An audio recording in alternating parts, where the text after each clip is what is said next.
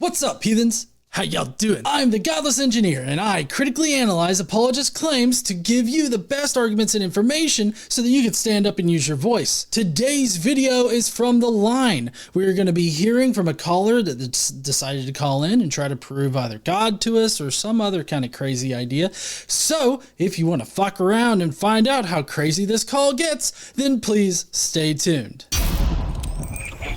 What's up there, Adam? How you doing? Hi there, Marc and John. Hi, Adam. Hi. Yeah, I called in to present an argument I have for God on the basis of design.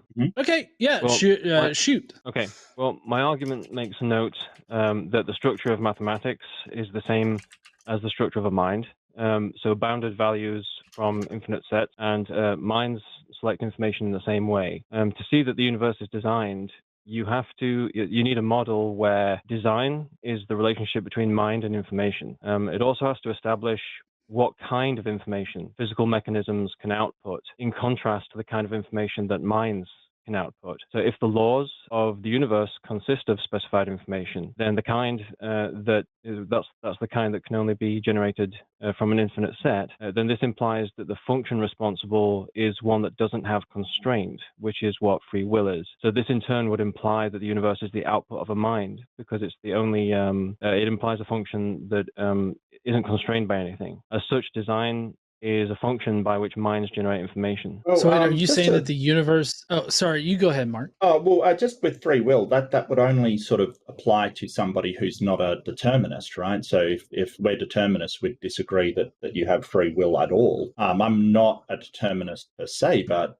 I don't know if we have free will or whether we don't. Okay, do you recognize that that our minds can generate an infinite set? What do you mean by that? I don't think we can generate an infinite set. I think we can understand the concept of infinity, but I don't think I can count to infinite. Can you count to infinity? What I'm basically asking is if your mind can represent the relationship between an infinite set and other facts, for example. Yes, but that's a conceptual thing.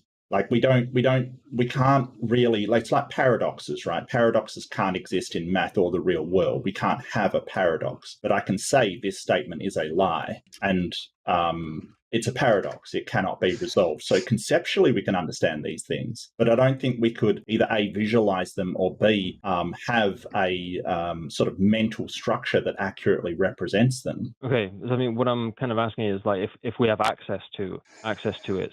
Because if you can basically take any numbers and you can recombine. Pardon me? We have access to infinity. I mean, we can mathematically depict it conceptually, but that doesn't mean we have sort of access to it in reality. I think you're sort of thinking of things in your in mental constructs. Like, for instance, if I say I can conceptualize a married bachelor, right?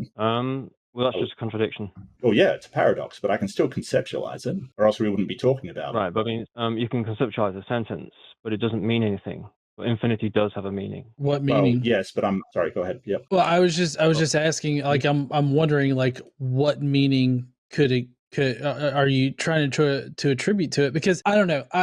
Maybe I'm just some dumb redneck here in Alabama, but I really don't know what any of this has to do with God existing or God's design.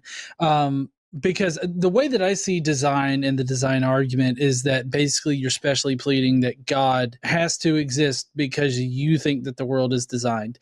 I don't think that you can actually distinguish between designed objects and undesigned objects. Like, in your worldview, are there any undesigned objects? Okay, well, there's two questions there. So one was like how I'm so-called special pleading to God, like, on the basis of design. No, it's like what you need to begin with is a model which basically expresses certain relationships.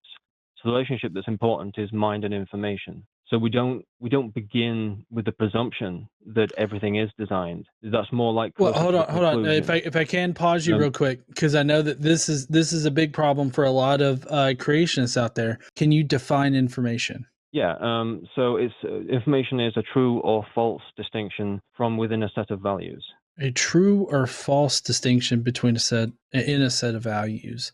How does that connect to, like, reality? Like, when I look at a plant, what information am I taking in that is a true statement from a set of values? But you're seeing, obviously you have like a visual scene, and what you're noticing is the boundary of the plant.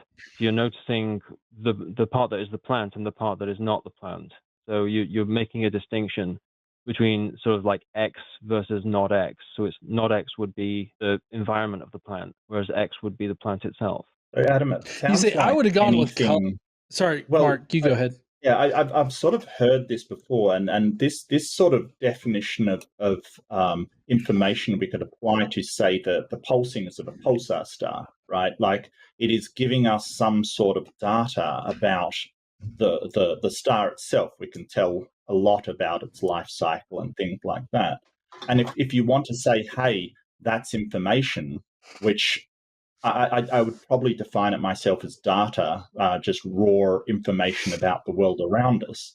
That's true, but it doesn't require a mind in order to generate that. So I'm wondering how you get to that information is being generated by a mind under your definition of information. Okay. Yeah, so basically the key relationship is between bounded values and infinite sets. So when you have a bounded value, that's analogous here, was an example of specified information, because a bounded value. Okay. So for example, like a bounded value, sorry? Oh, sorry, Adam, I just got one question. What infinite sets do you see in reality, like in actual reality around us? When you say actual reality around it, you're talking about physical matter. Yeah. No, you don't see it there. This is like the relationship, right? So what it's saying is that reality is generated from something which is infinite, and it's what you get is a subset, and the subset is a bounded set. It's got a limit on one end, limit on the other. So if you like, imagine like one is less than X is less than 3. If X is an integer, then X is 2. Right? So you've got this bounding. In mathematics, you have a bounding from infinity to a given set. And what I'm saying is that so because minds can represent an infinite number of characters or values, when we have thoughts, what we're doing is we're selecting a subset of that infinity, and this is design. Well, here's the problem, Adam. The problem is that while we can conceptualize infinity, I can't hold an infinite amount of integers in my head. And like you said, you can't count to infinity, so we can't hold an infinite set of values in our head.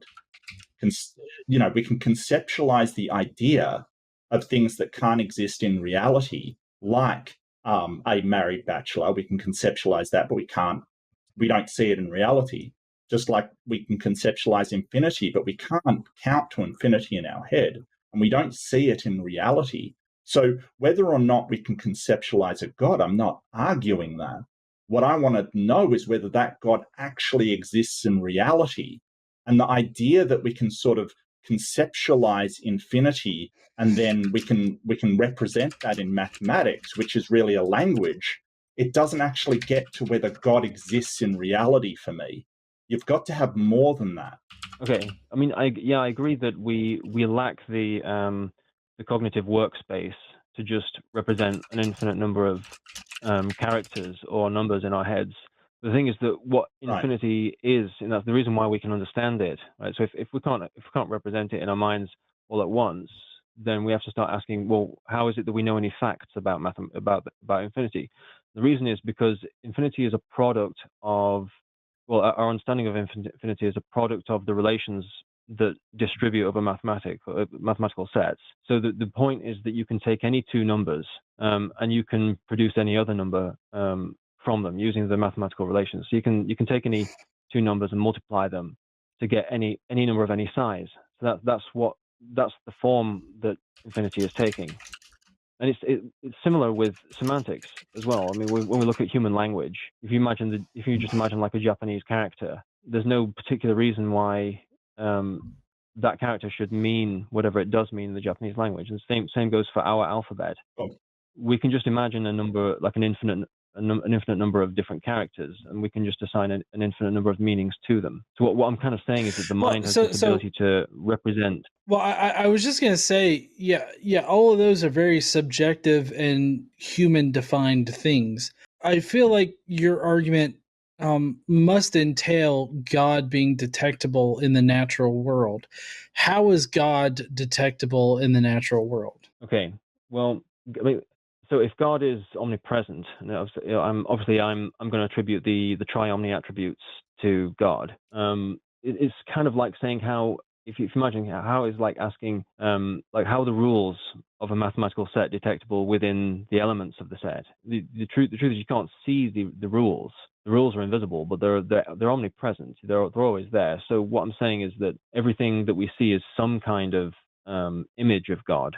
And again, I'm going to bring it back to the kind of design relationship that I said earlier, is that what you have in a mind is an infinite potential, and through that infinite potential, it applies a function, and the function bounds the output. So the output has like a bounded existence, and this is what we see when we look around us. We see objects with boundaries that are distinguishable from their environment. What I'm saying is that they're all a product of God's thoughts, God's rules. How do you know Okay, that? so yeah. Well, one, how do you know that? But two, it seems like my earlier question of how can you distinguish between designed objects and undesigned objects? You're just saying everything's designed by God. Right. So I think, right, as to the second question, how do I distinguish between undesigned objects? Well, when it comes to things that are independent of human beings, so objects that are there independent of us, of course, I think that everything's designed, because it's all there's a level of determinism that is applicable once you have things like laws of physics. Once you've got laws of physics, you've got the input energy. Everything is a product of input and output functions that God has designed, on my view. But when it comes to the human side, obviously I believe that we have free will. I believe that we are images of God, and obviously accidents happen. Right? There's such a thing as irrationality. We make mistakes. If a person makes a mistake or has an accident, what that means is that person had a plan or a design, and they just took a wrong step or something. That's not designed. So on our side of things, on our side of the interaction, things might not be designed. Accidents aren't designed, and so on. But ultimately, everything that exists independently of human beings is an example of this kind of information that I'm talking about. This specified information that fits into like a specific kind of mathematical structure. If there are undesigned things that things that God can't control, does that mean that God is not all powerful, which violates one of your omni properties? I wouldn't say that it's something that God can't control. It's rather that God allows us to have our own input.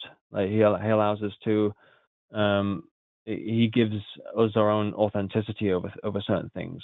I mean, if we're just robots, that if our reality is designed by God, then wouldn't God like apply His design across reality? Like it seems to be, Mark. Maybe I'm wrong here. Maybe you can help me with this, but it seems like that seems to be an internal contradiction for his theology here. Yeah, and omniscience also is a massive problem. Like if God knows that in 5 minutes' time I'm going to take a sip of my coffee, for instance, is there any way that could be different? Is there any way that could be different? I mean, you could. So your decision process from now, when you start at the computer to you drink the coffee, each decision is your own. It's just the fact that God has already seen ahead that you are going to make that decision. I mean, But your I can't level, change my mind. your own local. And God can't control our decision, right? He chooses not to. How do you know that he chooses not to? Into a robot. How do you know that he could turn us into a robot? Well, I mean, he could just whatever function it is in your mind. Obviously, I believe that it's in your soul. That is freely generative. The part that doesn't have any constraint, your free will, in other words.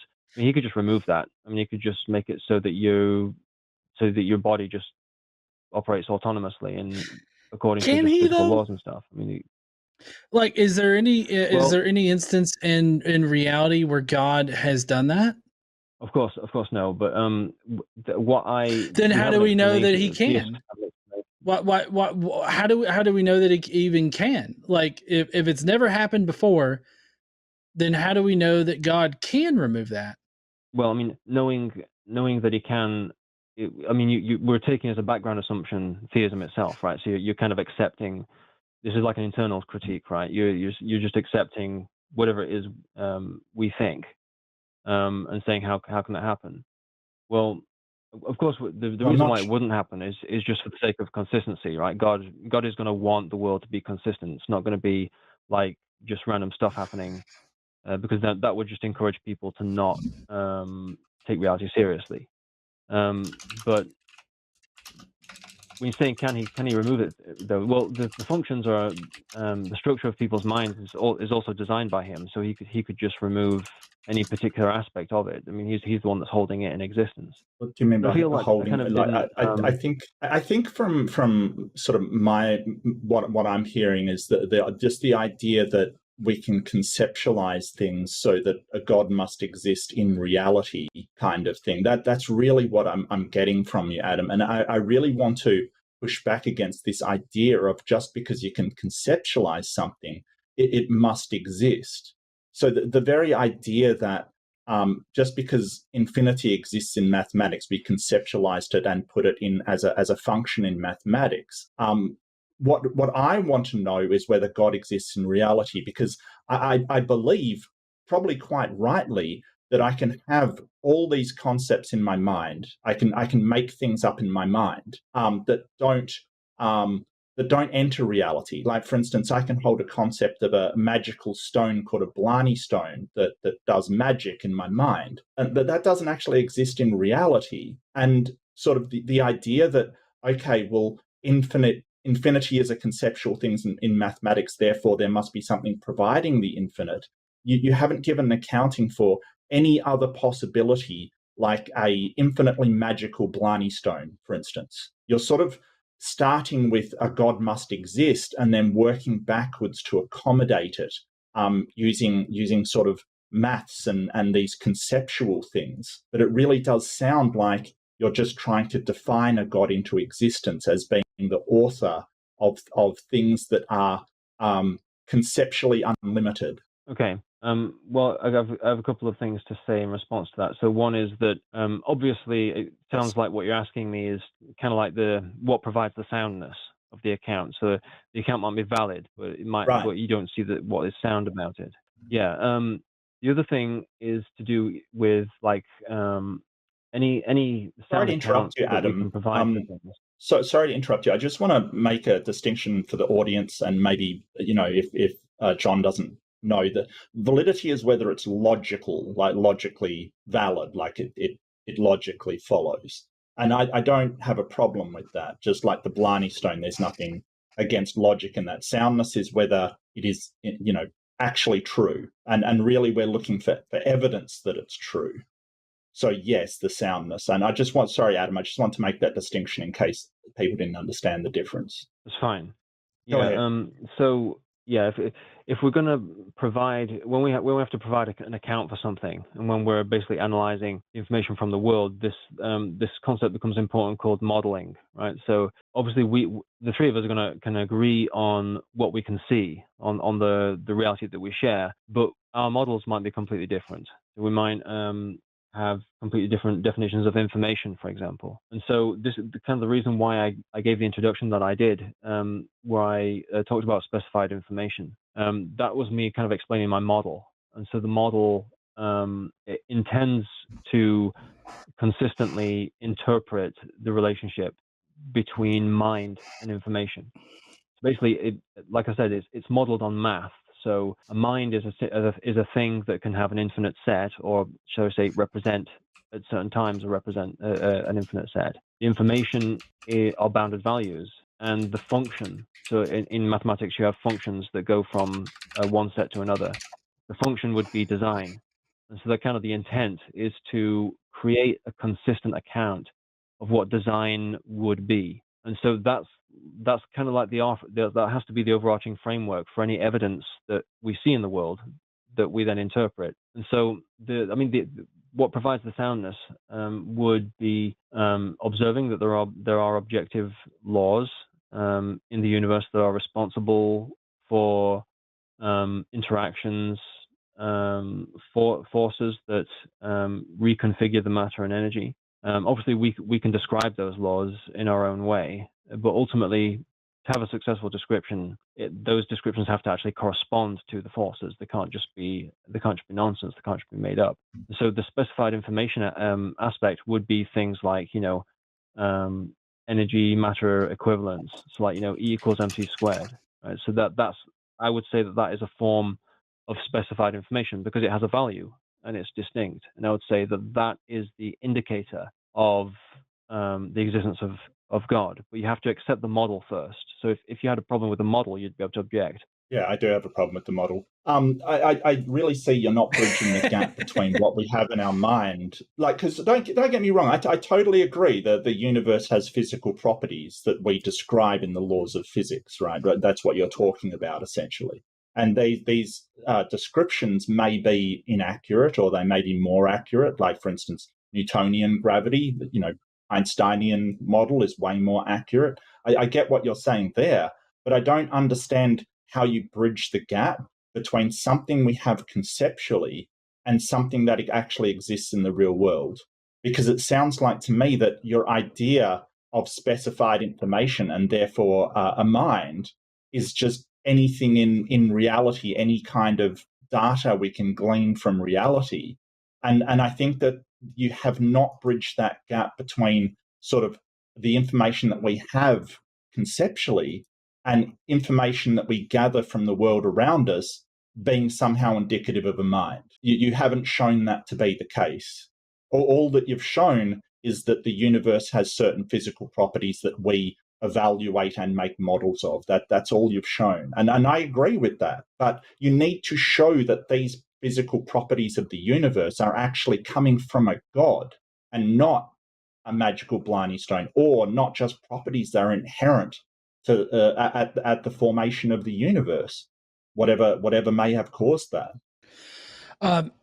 So Adam, Okay. well, we do need to move on to our next guest that we have. So I'm going to let you say your piece, and then we're going to have to disconnect. Okay. Okay. Thank you. It was an interesting conversation. Yeah. Though. So I mean, thank you. Okay. Yeah. Yeah. Thank you too. So yeah, I mean, ultimately, bridging the gap requires a model because it's a model that provides correspondence. So when you have a correspondence, you have a subjective language and you have an objective language, an objective structure. So like a topology. And so obviously the universe would be the topology, and the subjective language would be, the way in which we talk about information and so on. And so, yeah, I mean, so the question is whether or not the model is consistent.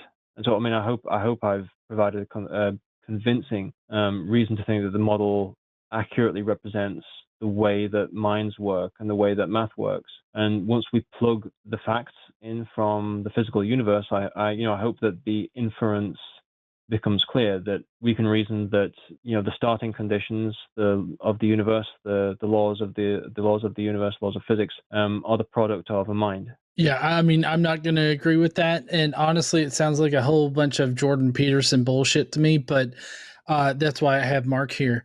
But thank you so much, Adam, for your call and your argument here. And we're probably going to have a little bit more exposition, but we appreciate your call and can't wait to have you again. Thanks, Adam. All right.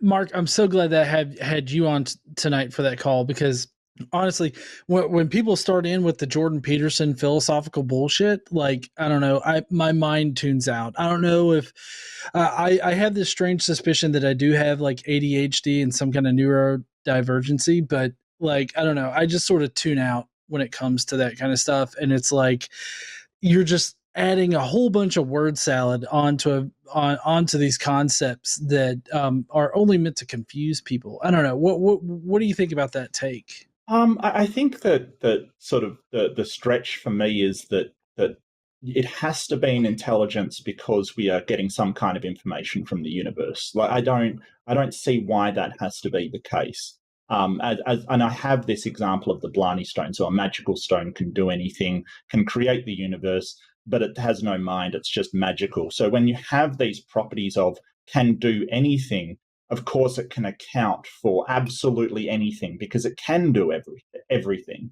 So I don't even know, and I must admit I'm not a mathematician of any kind, but I don't even know if infinity can actually exist in the real world. I don't know that's even possible, because we sort of represent it in maths, but we don't see any examples of it. We can't. Like, how do you tell if something's infinite? Well, you start to follow it, and when it doesn't end, there's a problem there, isn't there? Because it's never going to end for you to say, hey, that is then infinite.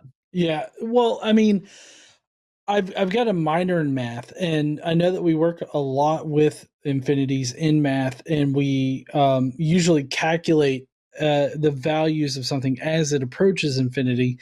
And I don't see anything in reality that prevents an infinity from existing. And so, like, just simply saying that infinities can't exist or something like that, I feel like is not supported by, like, anything that you can actually prove. Now, that doesn't mean that infinities are proven in the same way of, like, other things that we have proofs for. It's more like, well, we can't prove that they don't exist, and they are very necessary in our understanding of mathematics and reality, like calculating things out to infinity and everything like that. So, I mean, like, they're very useful, and there's nothing that says that they can't exist, kind of situation, if you catch my drift there. Yeah, well, I mean, I'm sort of saying I don't know that they can exist, but they very well could.